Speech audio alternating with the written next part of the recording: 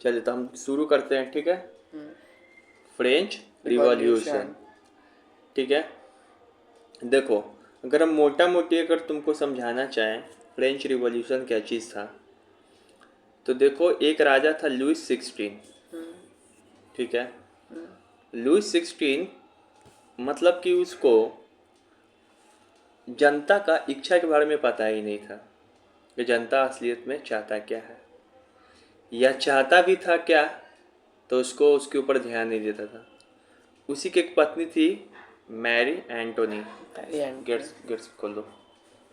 तो लुइस 16 की जो पत्नी थी मैरी एंटोनी, उस वो तो और पागल। एक बार की बात है, गरीब लोग आया, अब बोला कि मैडम हमारे पास रोटी खाने का पैसा नहीं है। तो बोलती कि तुम है ना केक खा लो।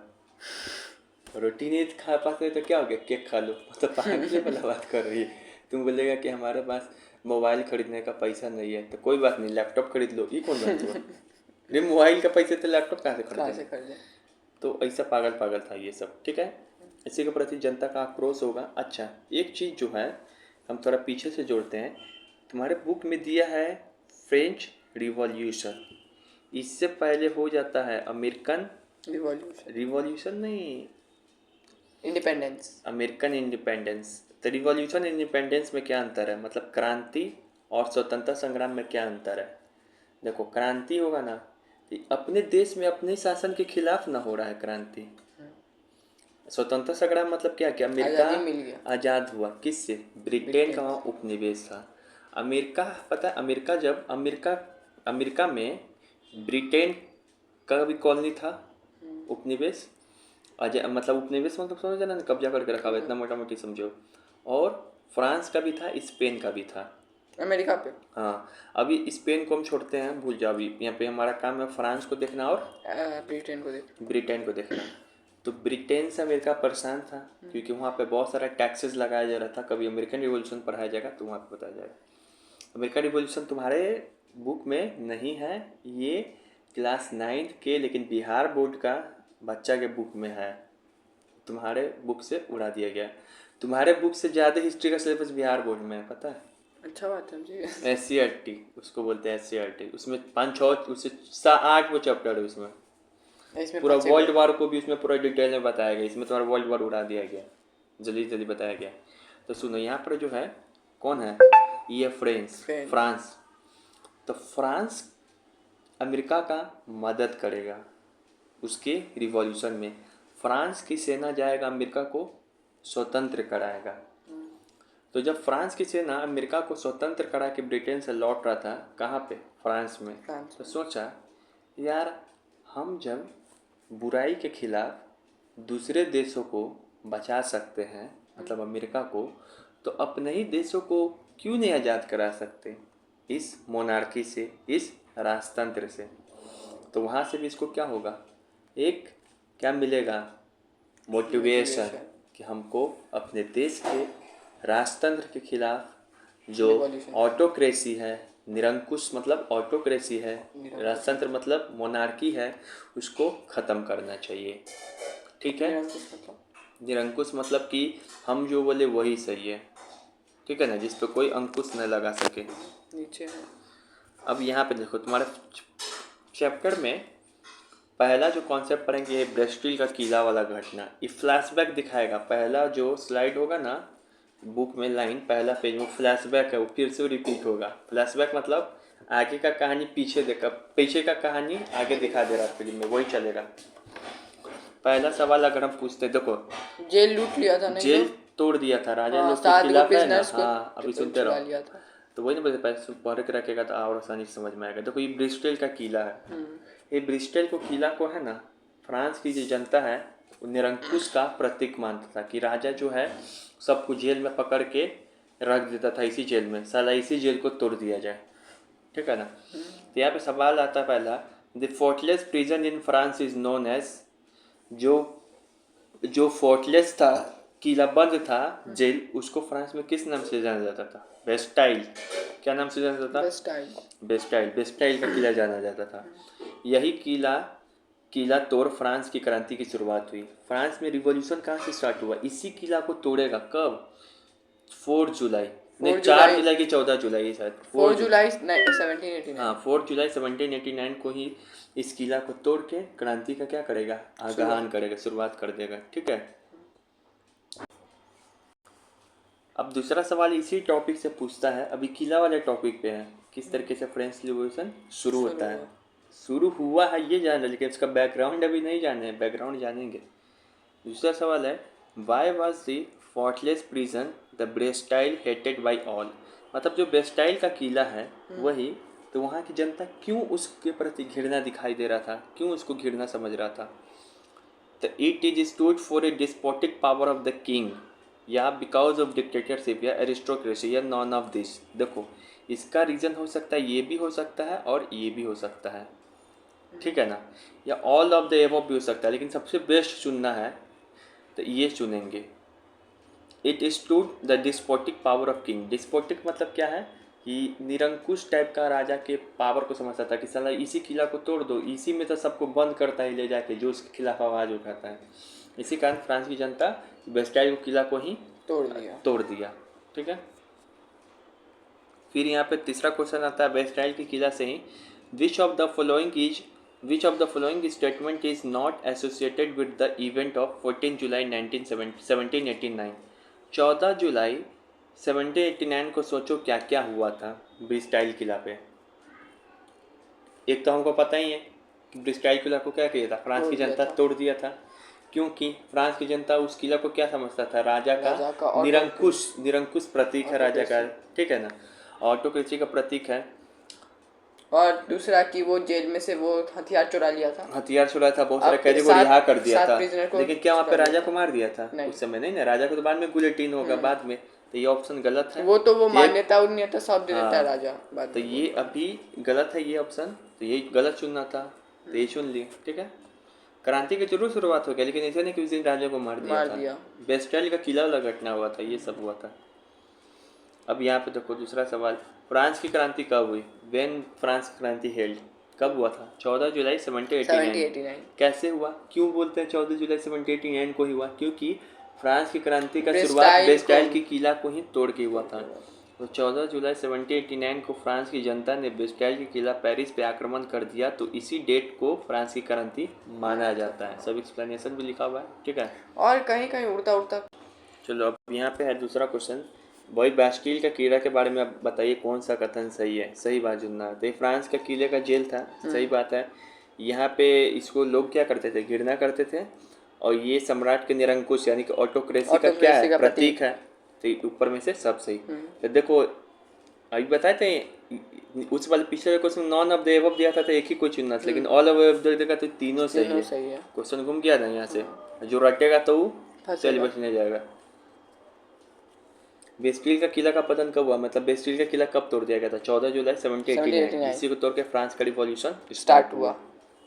ठीक है।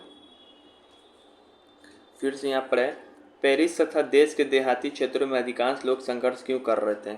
ठीक है ना, मतलब वही कि उस समय क्या हो रहा था, ऐसा कंडीशन क्या हो रहा था, तो उस समय अचानक से है ना ब्रेड का दाम जो महंगा हो गया था, मतलब ब्रेड मतलब रोटी, ठीक है ना, तो इसी कारण पाव रोटी का दाम महंगा हो गया था, इसी कारण विरोध कर रहे थे। ठीक है। लोगों के लिए बेस्टाइल का किला किसका प्रतीक था? तो बेस्टाइल का किला को क्या मानता था? राजा के निरंकुश सत्ता का प्रतीक का वो, हाँ, it symbol of autocracy of king. तो अपने से शब्द सीख रहा है ना धीरे धीरे। ठीक है। तो बताओ 20 मिनट की वीडियो देख के सीख जाएगा कोई सब। फ्रांसीसी क्रांति का आरंभ किस घटना से माना जाता है? बेस्टाइल के किला के पतन से। ठीक है। अब यहाँ पे अरे यार कहाँ चले गए हम लोग, खाली बेस्टाइल है क्या अभी रुको ना, बेस्टाइल है खाली, पहले एक लाइन से बेस्टाइल पे होगा। ठीक है ना। अब आगे नया टॉपिक 18th सेंचुरी। अब 18th सेंचुरी फ्लैशबैक था, दिखा दिए कि देखिए ट्रेलर हो गया फिल्म का। अब हम लोग स्टार्ट हो गए यहाँ से फ्रेंच रिवॉल्यूशन। तब पहले जो टॉपिक तुम्हारे बुक में दिया हुआ है, वो जो दिया हुआ है कि French revolution late 18th century. Late 18th century मतलब क्या? 1750 से लेके 1800 के बीच का घटना में क्या था फ्रेंच सोसाइटी। ठीक है ना। फ्रेंच सोसाइटी क्या चीज़ था, उसके बारे में हमको क्या करना है, देखना है। देखो तो यहाँ पे देखो, और एक सेकंड, हाँ इस एक सवाल ये सॉल्व करते हैं हम लोग कि जो लुइस 16 थे वो पूछता है कि कौन सा राजवंश से था, तो बोर्बन डायनेस्टी ये पूछता है। बोर्बन डायनेस्टी वहाँ पे था, बोर्बन या Bourbon dynasty, Bourbon biscuit dynasty, ठीक है ना, वहाँ से ही उस वंश का राजा था। अच्छा, उस वंश के राजा के बारे में और कुछ भी चरित्र जानने का कोशिश करते हैं, ठीक है, तुमको बताते हैं तुमको। ये 9th पे याद नहीं करना, ये वाला समझना है बस, चैप्टर विकसित कर रहे हैं ये वाला स्लाइड के, ठीक है ना। देखो, फ्रांस में तो पता ही था कि कैसे शासन था, मोनार्की, कैसे शासन था, मतलब राजतंत्र। तो फ्रांस का राजाओं का कुछ प्रमुख कथन है। लुइस 16 तो फ्रांस की रिवॉल्यूशन के समय था ना, लेकिन लुइस 16 से पहले भी जो बुर्बो राजवंश है फ्रांस में, उसमें और भी राजा था, लुई 13, लुई 14, लुई 15, ये लोग था। तो लुई 14 जो है वो कहता है कि मैं ही राज्य हूँ, मतलब I am the state, I am the state, मतलब मैं ही राज्य हूँ, मतलब हम ही सब कुछ है, राज वगैरह हम ही है, राजा है हम ही, सरकार हम ही है, न्यायालय हम ही है।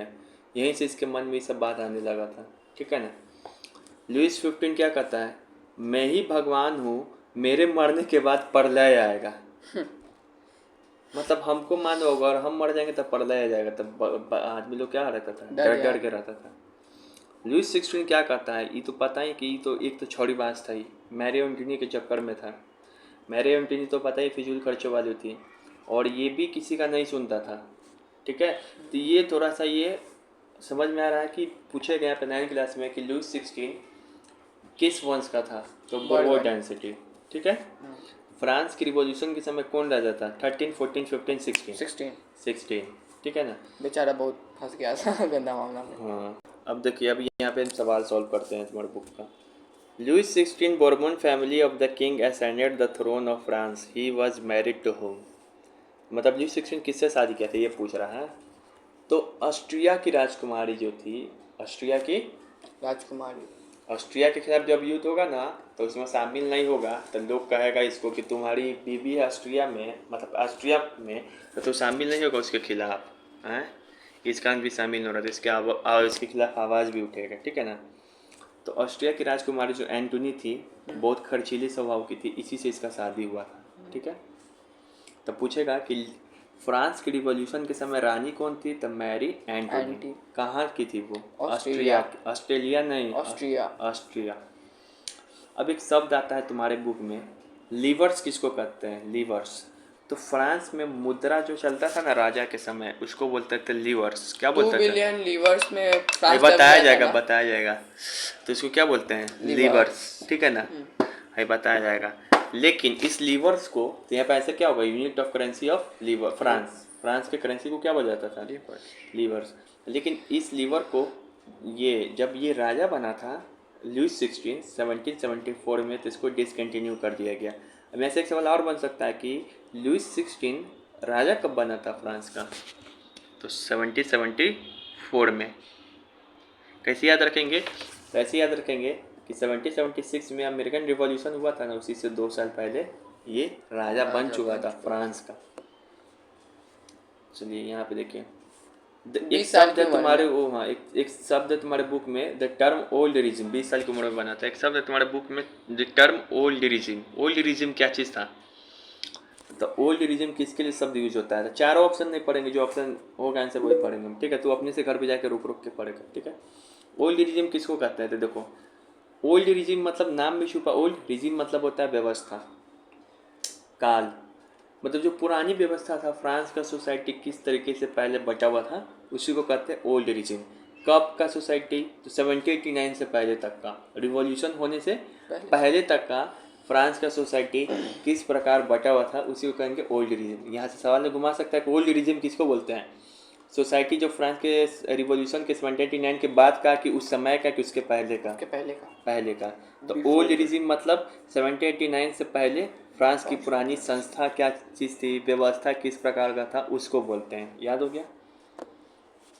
अब यहाँ पे देखो, अब एक क्या है ना कि एक सवाल यहाँ पे एक आता है तुम्हारे बुक में कि फ्रांस का जो एक राजकोष है इम्पिटी, वो और ये ट्रेजरी, मतलब खाली। हाँ ये फ्रांस का जो राजकोष है मतलब इसको बोलते हैं ट्रेजरी, शब्द भी सीखते रहो। वो क्या हो गया, एम्प्टी हो गया, मतलब खाली हो गया। तो देखो जो लुईस 16 था ना, फ्रांस का राजा था, तो फ्रांस का राजा बना, लेकिन उसके साथ एक दुर्भाग्य था, मतलब एक तक खाने के लाने या पादे के बिलाई, उसके साथ वो हो गया था, मतलब कि खर्च बहुत है, राजकोष खाली है, खर्च उतना ही करा जा रहा है। अच्छा ये सवाल यहाँ पे पूछता है तुम्हारे बुक में, लॉन्ग क्वेश्चन में भी है, एमसीक्यू में भी, कि फ्रांस का जो राजकोष जब लुई 16 राजा बना तो खाली क्यों था। उसके पीछे 3 कारण है, 3-4 कारण। एक तो हम कारण बताए हैं, बताओ क्या, वो अमेरिका का साथ दे रहा था कि नहीं दे रहा था फ्रांस रिवॉल्यूशन में, तो इसके कारण सेना पे बहुत खर्च हुआ, दूसरे के साथ देने के चक्कर में अपना खर्च हो रहा है। और एक तो ये था कि वो महल बना लिया था ना। रुको ना बता रहे। तो पहला पॉइंट ये समझ में आया, याद हुआ कि ये ड्यू टू अमेरिकन रिवॉल्यूशन, पहला सवाल, पहला पॉइंट। दूसरा है कि दूसरा पॉइंट ये है कि एक तो वर्साइल के महल बना लिया था, पता है अपने 100 रुपया 9% अपनी जीडीपी का खर्च करता था वर्साइल के महल के मेंटेनेंस पे, ठीक है ना, 9% याद रखेंगे। पागल था क्या। तो ऐसा कर रहा, ऊपर से खर्च भी होता, तो आंसर क्या होगा। अब यहाँ पे तो ऑप्शन क्या क्या दिया है, लॉन्ग ईयर ऑफ वार, पता ही है कि फाइनेंशियल क्राइसिस हो गया था वहाँ पे, the cost of maintaining and extravagant court in the immense of, इतना सब दिया नहीं हो तो cost of maintenance of Versailles is high. फिर increasing tax on third state, ये रीजन है, अरे टैक्स बढ़ाएगा तो पैसा आएगा, खत्म थोड़ी होगा, तो ये नहीं होगा। अमेरिकन वॉर ऑफ इंडिपेंडेंस, तो ये होगा, तो आंसर क्या होगा, ACD। ये समझ में आ गया। एम्पेटी क्यों, ट्रेजरी खाली क्यों था फ्रांस का। फिर ये तो वही बात, क्वेश्चन हो गया रिपीट। अरे इधर कहाँ जा रहे हैं हम लोग, दोबारा आ गया क्वेश्चन ये। अच्छा यहाँ पे देखो, हाँ अब देखो, फ्रांस में क्रांति के समय कितना विदेशी ऋण था। हम बोले थे ना फ्रांस का क्या चीज़ था, एम्पेटी खाली था, ठीक है ना। रीज़न क्या पता चल गया। तो जब खाली होता है और पैसा नहीं होता तो तुम क्या करते हो, लोन लेते हो ना। तो उसको पहले से था उसके ऊपर क्या, 10 लिब्रे, कितना का कर्ज था, 10 लिब्रे, 10 लिब्रे, 10 बिलियन लिब्रे ना, 10 बिलियन लिब्रे। उसके बाद 2 बिलियन लिब्रे और ले लिया, उस कर्ज को ऊपर कर्ज ले लिया, टोटल कर्ज कितना हो गया, 12 बिलियन लिब्रे। तो देखो यहाँ पे ऑप्शन दोनों दिया, 2, 10, 12 था, क्या मार के आना है, 12 फंसाएगा, क्या मार के आना है, 12। लुईस 16 फ्रांस का खजाना खाली पाया था, पता ही है, पहले से 10 लिब्रे कर्ज था, और अमेरिका को आज़ाद कराने में 2 लिब्रे और कर्ज में चढ़ गया, वो कर्ज लेके उसको करता, तो कुल कितना हो गया, 12 लिब्रे कर्ज हो गया था उसके ऊपर, ठीक है। फिर यहाँ पे देखो, फ्रांसीसी क्रांति के समय फ्रांस पर किसका शासन था, फ्रांसीसी क्रांति के समय फ्रांस पे किसका शासन था, लुईस 16, पता है ना, 20 साल की उम्र में राजा बन गया था, 1774 में राजा बन गया था, 1776 में अमेरिका का रिवॉल्यूशन स्टार्ट हुआ था, ठीक है। अब यही है, कब राजा बना था, 1774 में लुईस 16, कैसे याद रखेंगे कि अमेरिका का रिवॉल्यूशन हुआ था 1776 में, उसी से 2 साल पहले। अब यहाँ पे देखेंगे यार, बार बार यही क्वेश्चन का हो रहा है, मतलब ये क्वेश्चन आएगा लग रहा है एग्जाम में, लोगों के लिए बास्टिल का किला किसका प्रतीक था। अरे बार बार वही क्वेश्चन आ रहा है, ये भी हो गया, कितना बास्टिल का किला कर। यहाँ पे देखो, क्रांति से पहले फ्रांस में फाइनेंशियल क्राइसिस आया था, उसका कारण क्या चीज़ था, सैन्य खर्च पे बहुत कर रहा था, कि कुलीन वर्ग पे उच्च कर, कुलीन वर्ग पे लगाएगा, कुलीन वर्ग मतलब राजा पे कहीं कर लगाएगा नहीं ना। उपनिवेशों का आर्थिक शोषण, इसका तक कोई उपनिवेश था ये, वो फ्रांस में अमेरिका में था तो उसका साथ देने लगा, उस पर खर्च वही कर रहा था, मिलिट्री पे खर्च कर रहा था, मतलब किस लिए आया था वो पूछ रहा है, समझ में आ गया ना। जब फ्रांसीसी क्रांति होगा ना तो उसमें एक नारा दिया जाएगा, स्वतंत्रता, समानता, बंधुत्व। स्वतंत्रता मतलब इक्वालिटी, लिबर्टी, ब्रॉडरहुड। ये पूछता है कि ये जो नारा है किस क्रांति के समय दिया गया था, फ्रांसीसी रिवॉल्यूशन के समय। इसी चीज को हम लोग इंडिया में कॉन्स्टिट्यूशन में अडॉप्ट भी करेंगे, ठीक है। चलो, फ्रांसीसी समाज में कितना % लोग जनसंख्या किसान था, तो देखो 100% है, 98% बताएंगे कैसे, 90% होगा किसान, बाकी 8% में और भी चीज़ था, तो निचली वर्ग टोटल 98, समझ गए इससे। बताएंगे सामाजिक विभाजन। ये तो पता है क्यों खाली खर्च मिला, वही बात है। जब फ्रांस का रिवॉल्यूशन हो रहा था तो उस समय फ्रांस का जनसंख्या कितना था? 2.8 करोड़, लगभग 2.5 करोड़, 2.5 मिलियन से ऊपर। फ्रांस का रिवॉल्यूशन होते समय फ्रांस का 2.3 करोड़ भी हम कहीं पढ़े हैं। वो बढ़ गया था पॉपुलेशन फिर बाद में। लिबरे किया तो वही बताया था, फ्रांस की मुद्रा है जो कि जिसको डिसकंटिन्यू कर दिया गया था 1794 में। अब देखो, अब आगे मेन चीज़, हम लोग अभी टॉपिक स्टार्ट किए थे ना, कैसे इस टॉपिक का नाम था? French society during late 18th century. देखो, हम लोग याद है ना कि पढ़ते थे अपना भारतीय समाज को किस तरीके से पढ़ते थे। भारतीय सोसाइटी को ऊपर में रहता है कौन? ब्राह्मण। फिर कौन रहता है? क्षत्रिय, फिर वैश्य। उसी तरीके से कुछ कुछ ऐसा देखने के लिए मिलेगा जिसमें सबसे ज़्यादा शोषण किसका होता था? सबसे नीचे वाले का, नीचे तरीके का। इसमें भी इसी तरीके से होगा। वैश्य कमाता भी था हम लोग, लेकिन देते थे हम लोग किसको? ब्राह्मण को और क्षत्रिय को। इसी तरीके से मिलता जुलता ऐसे ही यहाँ पर भी दिखाई पड़ेगा। ठीक है, चलो ये है इसको, ये जो है आपको सोसाइटी का दिखाता है कि फ्रेंच सोसाइटी उस समय किस तरीके का था। बहुत इंपॉर्टेंट। तो यहाँ पर France society during late 18th century, 18वीं सदी में फ्रांस का समाज किस तरीके से था। तो देखो, जो फ्रांस का जो सोसाइटी का डिवीजन हुआ तो उसी को बोलते हैं स्टेट। क्या है? स्टेट। STAT नहीं, स्टेट, ESTAT पूछता है स्टेट क्या है। तो बोलोगे France society was divided into 3 states, इसी को बोलते हैं स्टेट। फ्रांस का जो सोशल डिवीजन होता है, फ्रांस के समाज में जो सोशल डिवीजन है, सामाजिक डिवीजन है, उसी को क्या बोलते हैं? स्टेट। जब तुम सब पढ़ने लगोगे तो कन्फ्यूजन होगा, कहीं स्टेट को तो नेशनल असेंबली तो नहीं बोलते हैं, ऐसा टाइप का होने लगता है। ठीक है, तो अब इसी याद रख लो, स्टेट को क्या बोलते हैं? 3 कैटेगरीज में जो हाइट की होता है उसको डिवाइड किया अब स्टेट जनरल भी आएगा आगे। ठीक है ना, स्टेट से पूछे तो क्या है कि फ्रांस का सामाजिक विभाजन है। ठीक है ना। अच्छा, फ्रांस के सामाजिक नोबिलिटी और पीसेंट्स। हाँ, अभी पढ़ो ना पहले, बाद में आता है। ठीक है, पहले देखो फ्रांस का सोसाइटी का डिवीजन किस तरीके से। सबसे ऊपर था पहला state, second state, third state. पहला स्टेट में कौन था? क्लर्की, मतलब जो पादरी, मतलब कि कौन लोग? पादरी मतलब पुजारी लोग चर्च में। तो people who worked in the church.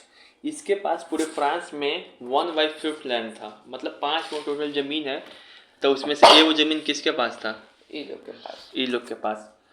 उस सेकेंड स्टेट में कौन आता है? नोबिलिटी, जिसको बोलते हैं कुलीन वर्ग। याद रखो, क्लर्की ऊपर में है, नोबिलिटी उसके बाद में है। नोबिलिटी मतलब होता है कुलीन वर्ग, मतलब जो राजा था, किंग और उसका फैमिली। ये लोग जो बड़े बड़े पोजीशन पे ऑक्युपाई किए थे, जैसे मिलिट्री में बड़ा पोस्ट, इन सब जगह पे बड़े बड़े पोस्ट पे कौन था? क्लर्की था रे, नोबिलिटी। क्लर्की पूजा पाठ में रहेगा। अब नीचे में कौन है? रिमेनिंग पीपुल जितना भी बच गया वो थर्ड स्टेट में आ गया। तो फर्स्ट स्टेट और सेकेंड स्टेट का जनसंख्या कितना है? 2%। थर्ड स्टेट का जनसंख्या पूछे तो कितना? 98%। थर्ड स्टेट में कृषक का जनसंख्या पूछ देता हूँ 90%। अब समझ में आ रहा है 90% में क्या अंतर है। अब यहाँ पे एक चीज़ देखो, ये पूछता है थर्ड स्टेट में कौन कौन आता है। यहाँ पे देखो तुम्हारा आंसर में एक लाइन दिया हुआ है, इसको याद रखो। बिजनेसमैन, तुमको लगता होगा कि नहीं आता होगा, आता है, बिजनेसमैन आता है। मर्चेंट्स, व्यापारी, वो भी आएगा। लॉयर, वो भी आएगा थर्ड स्टेट में। वकील, कोर्ट ऑफिशियल, वो भी इसी में आएगा थर्ड स्टेट में। पीजेंट मतलब किसान, थर्ड स्टेट में। फार्मर थर्ड स्टेट में आएगा। आर्टिस्ट थर्ड स्टेट में। ट्रेडर्स थर्ड स्टेट में। लेबर थर्ड स्टेट में। सर्वेंट थर्ड स्टेट में। समझ में आएगा कौन कौन आता है, पूछता है। काहे सोने के पैर में यार। अब यहाँ पे थर्ड स्टेट के बारे में देखो क्या क्या बात याद रखना है। ऊपर वाले दोनों स्टेट को तो विशेषाधिकार था कि उसको टैक्स लेने का। एक थर्ड स्टेट को कोई प्रिविलेजेस था? तो no any privileges. Only third state pay tax to both first and second state with in third state. अच्छा, एक चीज़ देखो, तुम्हारे मन में आता होगा कि थर्ड स्टेट का लोग तो बहुत गरीब होगा। कभी नहीं मानने, सवाल भी पूछा हुआ है, वो बड़ी भयंकर कंफ्यूजन है। गरीब रहता तो टैक्स से भरता। अब यहाँ पे आकर तुम कंफ्यूज करेंगे। देखो कैसे, with in third state some people, कुछ लोग अमीर थे या कुछ लोग गरीब थे। व्यापार जो कर रहा है वो अमीर ना होगा, किसान जो होगा वो गरीब ना होगा। तो यही से सवाल बनता है एनसीईआरटी में। पढ़ लेगा ऊपर तुमको लगेगा थर्ड स्टेट में क्या है? गरीब लोग ही हैं सिर्फ। थर्ड स्टेट में अमीर और गरीब क्या है? दोनों है। यही जो है आगे चल के क्रांति का स्रोत बनेगा, क्रांति में भूमिका निभाएगा, तो मेन रोल यही निभाएगा क्रांति में। याद हो गया पूरा चार्ट? याद हो गया फर्स्ट स्टेट में कौन है, सेकंड स्टेट में कौन है, थर्ड स्टेट में कौन है, ये सब याद हो गया। थर्ड स्टेट में मेनली याद रखो कौन कौन है, ऊपर तो याद ही हो गया। पहला में कलर्जी, दूसरा में नोबल, बाकी सब जो बच गए इसमें है। इसमें बिजनेसमैन, आर्टिसन, रिटर्न सब जो, ठीक है। अच्छा, तो इसका कोई नाम भी तो होगा थर्ड स्टेट का? थर्ड स्टेट को थर्ड स्टेट बोलते हैं, और क्या नाम बोलते हैं? नहीं, जैसे नहीं कुछ नहीं था, ऐसे नहीं, रिमेनिंग पीपुल, ठीक है। अब चलो हम एक चीज़ पूछते हैं, देखो ध्यान से सुनो। थर्ड स्टेट के पास तुम अभी तक आप कहानी शुरुआत किए हैं कि मैं ब्रेड नहीं है तो पैसा पैसा नहीं है, ब्रेड नहीं खा पा रहे हो तो तुम केक खा लो, जबकि फ्रांस की जनता के पास पैसा नहीं था, गरीब था, राजा अत्याचारी था, तो इसी कारण विद्रोह कर दिया हैं। लेकिन पैसा तो है थर्ड स्टेट के पास, तो बिजनेसमैन के पास है ना, फिर भी तो है ना पैसा, तो किस लिए कर रहा है? बिजनेसमैन किस लिए कर रहा है? वो निकल जाता अपना कमा रहा है, उसके लिए मोनोपोली के लिए। राजा उसको मोनोपोली कमाने तो दे ही रहा है, वो तो अपना अमीर है ही, ऊपर से हाई टैक्स पे करने लगता है, हाई टैक्स ही लोग पे डाल देता है, फिर भी दे रहा है वो, दे रहा है। तो क्या पता। ये लड़ाई थी आत्मसम्मान की, आत्मसम्मान की लड़ाई थी। साला हमारे पास पैसा है उससे क्या मतलब, तू राजा कची रे, कची का राजा, मैं ही राज्य हूँ, मैं ही सब क्या चल रहा है। ये आत्मसम्मान की भी लड़ाई थी। उसको क्या मतलब है, निकल जाता अपना, और उसको क्या है, तो पीजेंट्स लोग को और चूसता व्यापारी, लेकिन इसके साथ आएगा किस लिए? आत्मसम्मान की लड़ाई के लिए। राजा बहुत, हाँ, अगर ऐसा नहीं होता तो 4 स्टेट हो जाता है, वो तो और नीचे में गरीब सब हो जाता है, थर्ड स्टेट कौन बन जाता? बिजनेसमैन। तो समझ में आया, ये लड़ाई थी एक आत्मसम्मान की भी। सब चीज़ पैसा ही नहीं होता है, समझ में आया? यही हमको इतिहास सिखाता है। बंद कर दे इसको। अब यहाँ पे देखो, which of the following statement is not correct in context of the French society in an 18th century. अब हम तुमको 18th सेंचुरी फ्रेंच सोसाइटी पढ़ा दिया, तो जब भी बोले कि फ्रेंच सोसाइटी 18th सेंचुरी, तो तुम्हारे मन में बस ये वाला पूरा पेज घूमना चाहिए, क्या क्या था। अब उसी पे सवाल देखो क्या पूछेगा, देख रहा है, सीधा सीधी नहीं पूछता है, कितना बड़ा बड़ा स्टेटमेंट है, बिना समझे हो जाएगा। The French society was divided into 3 state, हाँ बात सही है, 18th सेंचुरी में यही था। The member of the first 2 state clergy and the big businessman, गलत लगेगा, पहले और पढ़ने में सही है। अरे बिजनेसमैन कहाँ शामिल था? क्लर्गी में तो क्लर्गी नो, बिजनेसमैन तो थर्ड स्टेट में है ना। हाँ। तो ये गलत है, अभी ना लग रहा है एग्जाम में आएगा ना डायरेक्ट, लगेगा तुमको सही है ये बात।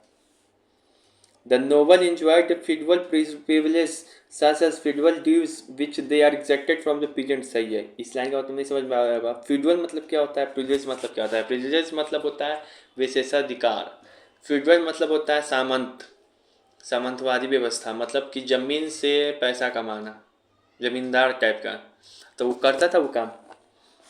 The member of the third state both rich and poor, बात सही है, बात सही है, तो क्योंकि बिजनेसमैन रिच होते थे, पीजेंट्स पुअर होते थे। हाँ, भी गलत होगा। तो यही स्टेटमेंट एक इसमें फंसा रहता है, फिर भी देखते पहचान लेते, लेकिन ये स्टेटमेंट नहीं पहचान पाएगा बच्चा, इसको लेके खाली गरीबी होता होगा थर्ड स्टेट में, गरीब अमीर दोनों था, ये आत्मसम्मान की भी लड़ाई थी, ठीक है।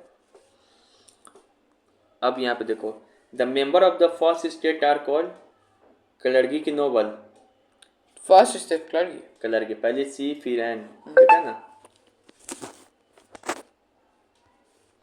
फिर यहाँ पे बोल रहा है the third state comprise, third state में कौन कौन था, तो इसमें से देख लो कौन कौन था। क्लर्गी नोबल को छोड़ के बाकी सब था, पीजेंट्स, आर्टिसन था, बिग बिजनेसमैन, लोअर, ये सब था, ठीक है। तो था ही, ABC बोथ आर राइट।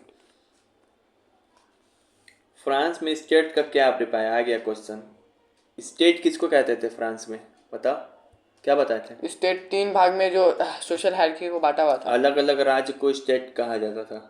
नहीं, धार्मिक केंद्रों को स्टेट कहा जाता था। सीधे रात को दिया जाता था कर, नहीं।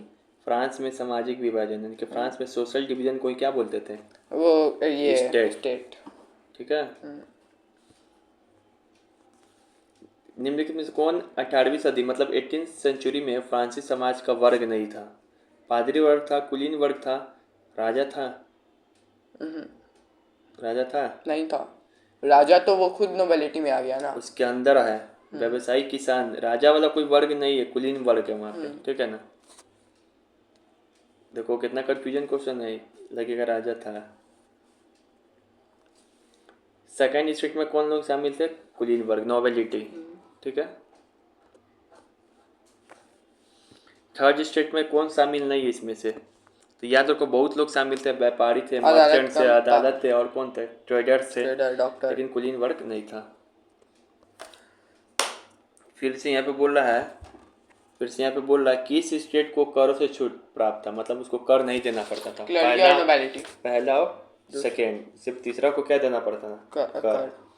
टैक्स। फिर यहाँ पे बोल रहा है क्रांति से पहले किस स्टेट की आर्थिक स्थिति सबसे खराब थी? अनिश्चित थी, मतलब एकदम अजीब टाइप का था। Third state. क्रांति होगा तो फिर उसका ठीक हो जाएगा। ये हुआ, समझ में आया? अब आते हम लोग सेकेंड टॉपिक पे। सेकेंड टॉपिक क्या है हमारा? तो हम लोग फ्रांस में टैक्स सिस्टम को समझेंगे।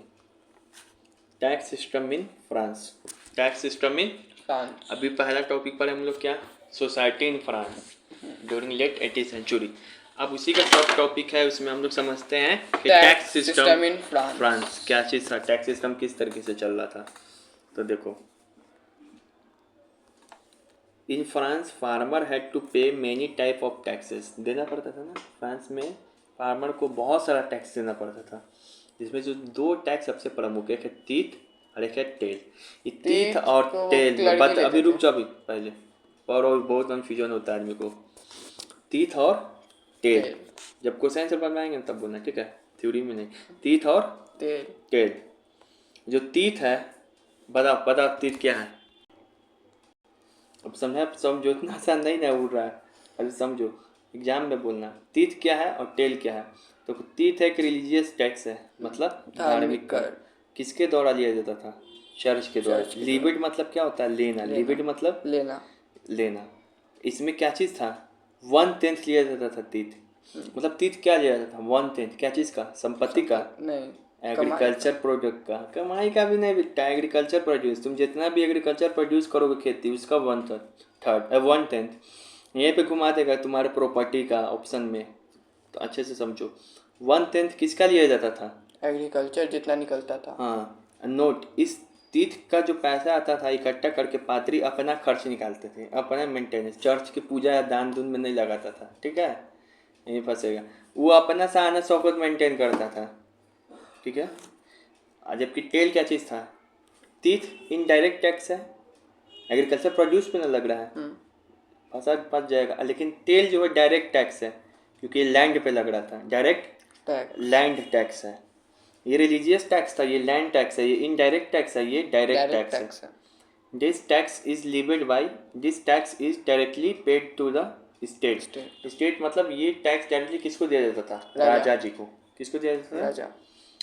अब ये टेल का इस्तेमाल किस में करेगा राजा? तुमको लगेगा कि जो तीर्थ है तो उसमें वो कलर्जी पैसा लेके अपना शान शौकत देख रहा है, तो तेल से राजा का ही अपना शान शौकत देखे व्यवसाय का मेंटेनेंस करना, रानी का खर्चा निकालना नहीं। ये देखो, यही ऑप्शन को फंसाएगा। Taille was used to fund military campaign, सेना पे खर्च होता था, अमेरिका में भेज रहा था। समझ में आ गया किस पे खर्च हो रहा है पैसा? किस पे? सेना पे। तीत कितना पे? 1/3 एग्रीकल्चर प्रोडक्ट का कौन लिया जाता? तीत या टेल? 1/3 नहीं, 1/10 तीत, ठीक है ना। और उसके बाद एग्रीकल्चर प्रोड्यूस पे ये चर्च जो लगा जाता है, और ये डायरेक्ट लैंड टैक्स है। ये सब समझ में आया? अब यहाँ पे देखो, नोट, एक फेमस कथन है, noble fight the clergy pray and the people pay. The noble fight the clergy pray and the people pay. पूछेगा ये जो नारा कब दिया गया था? फ्रेंच रेवोल्यूशन के दौरान। इसका मतलब समझ में आया? नोबल फाइट करेगा, नोबल मतलब क्या? नोबेलिटी। कुलीन राजा लड़ेगा, राजा लड़ेगा। क्लर्जी प्रे मतलब पूजा पाठ करेगा। अब पीपुल पे मतलब पैसा कौन देगा? आम जनता देगा। ये बात कब बोला गया था? फ्रेंच रिवॉल्यूशन के समय। एक और भी है, ये वर्ल्ड हिस्ट्री में ऐसा ही मिलता जुलता दिखाई पड़ता है, एक स्लोगन, कि नो टैक्स विदाउट रिप्रेजेंटेशन या नो टैक्स नो रिप्रेजेंटेशन, मतलब बिना आप हमको शासन में भागीदारी दिए, आपका हक नहीं है कि आप हमारे ऊपर टैक्स लगा दीजिएगा। शासन में आप हमको भागीदारी दीजिए तब टैक्स लगाने देंगे। भारत सरकार हम पे टैक्स क्यों लगाता है? शासन में भागीदारी हम लोग का तब ना, क्या सही लगा देगा? हाँ, तो नो टैक्स नो रिप्रेजेंटेशन ये अमेरिकन रिवॉल्यूशन के समय बोला गया था एडम सैमुअल्स के द्वारा, ठीक है ना। अब यहाँ पे देखो एक चीज़ और तुमको सिखा रहे, एक शब्द यहाँ पे टैक्स फार्मर। क्या है टैक्स फार्मर? टैक्स फार्मर क्या चीज़ था? ये जो तीत उसील रहा है, टेल उसील रहा है, तो राजा जाके अपने जाके उछल देगा तेल। राजा जाएगा घरे घरे? कौन आदमी जाएगा? आर्मी, टैक्स वाला। देखो वहाँ का कैसे होता है टैक्स उसीलने का संबंध, ये बता रहे हैं कि देखो ये अगर मान लो कि राजा है और ये क्या है, चर्च वाला लोग है, तो यहाँ पे बोली लगता था कि कौन कौन टेल उछलेगा। तब पूंजीपति लोग जो थे, अमीर लोग, पूंजी कैपिटलिस्ट, उन लोग को बोली लगता है कि हम उछलेंगे हम उछलेंगे। अच्छा तो कितना मिलेगा टेंडर? तो 10 करोड़ में। तो मान लो कि 10 करोड़ में डील हो गया, अभी 10 करोड़ तो इसको दे दिया, अब इससे मतलब नहीं है, अभी 10 करोड़ से 25 करोड़ उससे नीचे से वो अपने आप रख लेगा। इसके अंदर जनता का क्या होता था? और शोषण। समझ में आ रहा है टैक्स किस तरीके से उछला जाता था फ्रेंच रिवॉल्यूशन के दौरान? तो ये थर्ड क्लास का लोग उछलता था, पूंजीपति लोग, कैपिटलिस्ट लोग, मतलब जो आते थे तुमको, उसको थर्ड क्लास में कह सकते, लेकिन एक तरीके से सेकंड क्लास में मान लो। उसमें ऊंचे ऊंचे पोस्ट पर कौन था? वो लोग था। हाँ, तो कैपिटलिस्ट लोग जो थे टैक्स, उसको बोलते थे टैक्स फार्मर, ठीक है। चलो तो हम तुमको इसमें क्या सिखाए तुमको? पिछले वाले पेज में सिखाए थे फ्रेंच सोसाइटी 18th सेंचुरी के दौरान कैसा था। अब सिखाएं ये वाला स्लाइड में कि ये टैक्स सिस्टम कैसे फ्रांस में चल रहा था। बता, इतना डिटेल में पढ़ाया कोई? दो टैक्स दे रहा है, एक तो नोबिलिटी को दे रहा है, एक क्लर्जी को दे रहा है। जो नोबिलिटी को देता था उसको क्या बोलते थे? नोबिलिटी को देता था टेल्स, क्लर्जी को तीत। कौन देता था? Peasants farmer. पीजेंट्स फार्मर का टेंडर कौन लेता था?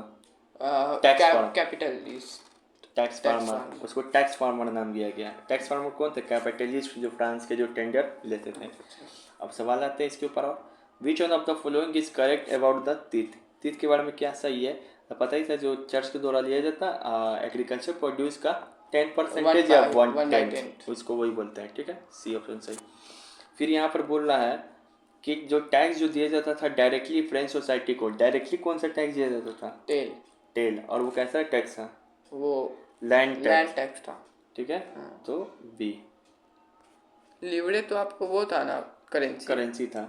18वीं सदी में फ्रांस के किसानों को निम्न में से कौन सा प्रत्यक्ष कर दिया जाता था, वसूला जाता था? मतलब डायरेक्ट टैक्स कौन सा वसूला जाता था? Direct tax, tile.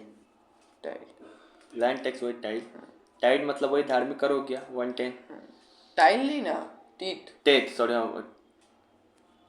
अब यहाँ पे देखो ये चीज़, आखिर एक चीज़ बताओ कि आखिर राजा क्यों टैक्स बढ़ा रहा था जनता पे इतना? कर्ज। क्योंकि फ्रांस का खजाना खाली था, फ्रांस पे कर्ज था, प्लस फिजूल खर्च भी था। इसी का राजा फ्रांस की जनता पे टैक्स बढ़ाएगा। तो अब होगी क्रांति की शुरुआत धीरे धीरे, ठीक है। जनता अब यहाँ पे देखो, अब इसी बीच में तो टैक्स पे तलोशा चल रहा कि नहीं चल रहा? अब इसी चीज़ में अभी हम लोग क्या देखें कि एक तो फ्रांस का सोसाइटी ही ऐसा तरीके से डिवीज़न था, जिसके कारण थर्ड स्टेट के ऊपर टैक्स का पूरा भार था। ऊपर से टैक्स को और उछलना तेज कर दिया था। क्यों? क्योंकि राजा का खजाना खाली था। इसी बीच में नहीं तो आग में घी डाल देना, ये वो एक घटना हो जाएगा जिसका नाम सब्सिस्टेंस क्राइसिस। क्या होगा? Subsistence crisis. ऐसा एक घटना हो जाएगा, इसको हिंदी में बोलेंगे निर्वाह संकट। मतलब एक पूछेगा सब्सिस्टेंस क्राइसिस क्या है, इसका डेफिनेशन याद रखो। An extreme situation where the basic means of livelihood are endangered. मतलब एक ऐसा एक्सट्रीम सिचुएशन जिसमें आदमी अपने बेसिक नीड को पूरा करने में भी, बेसिक नीड मतलब क्या होता है? खाना खाना, स्वास्थ्य लेना, पढ़ाई करना, घूमना, उसको पूरा करने में भी आदमी वहाँ का सक्षम नहीं हो पा रहा था।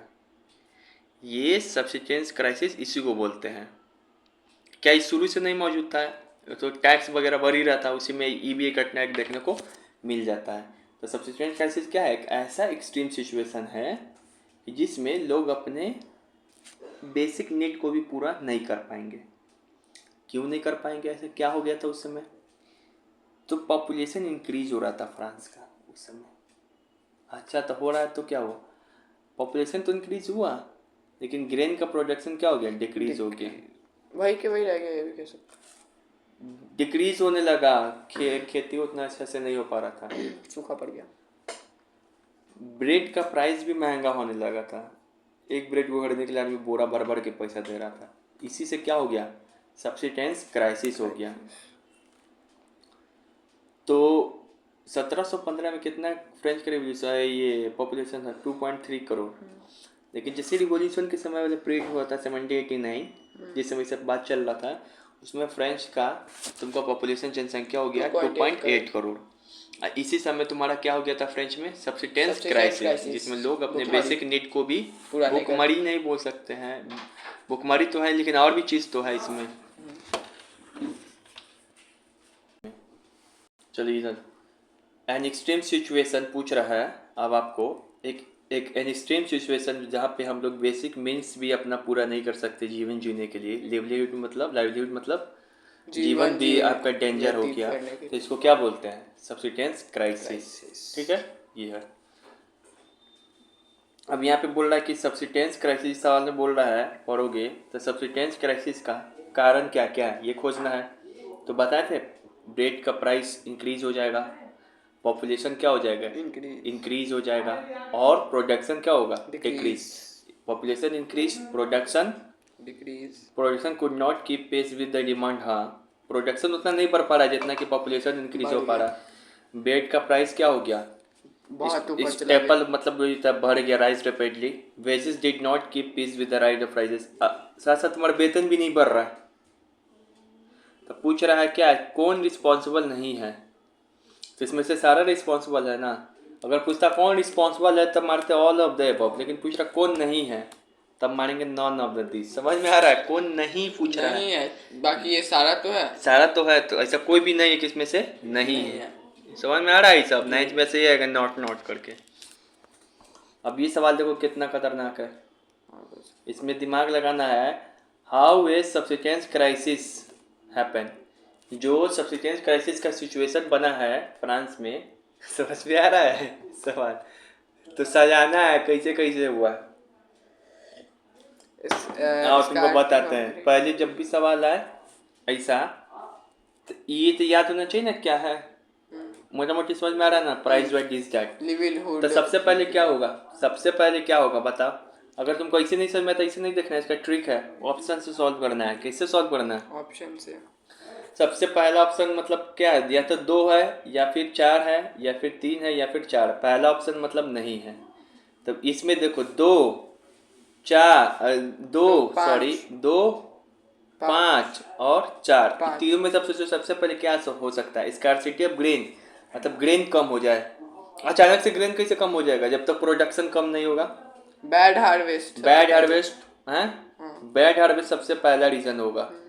तो अब दूसरा को देख लो, दूसरा तो नहीं होगा, ये ऑप्शन गलत। तीसरा देख लो, इंक्रीज नंबर ऑफ डेट्स। कैसे बढ़ जाएगा अपने? पहले खाना नहीं होगा। डेट, अरे मृत्यु इंक्रीज हो जाना, ऐसे कैसे? अचानक से थोड़ी होगा। जब बैड हार्वेस्ट होगा तो खाना कम होगा, खाना कम होगा तो फिर प्राइस भी इंक्रीज होते रहेगा। खाना कम होगा तो एक ही चीज खोलने वाले लोग के लिए क्या होगा? ज़्यादा, तो प्राइस क्या होगा? ज़्यादा, फिर डिमांड ज़्यादा होगा, फिर डेथ ज़्यादा होगा। इस हिसाब से सजाओगे तो 20 सही हो जाएगा। ठीक है, घर पे भी जाके देख लोगे। समझ में आ रहा है? ऐसे बनाना है तुमको। अब ये छोड़िए, तो ये हो गया। अब यहाँ पे देखो, अब यहाँ पे है एक ग्रोइंग ऑफ मिडिल क्लास।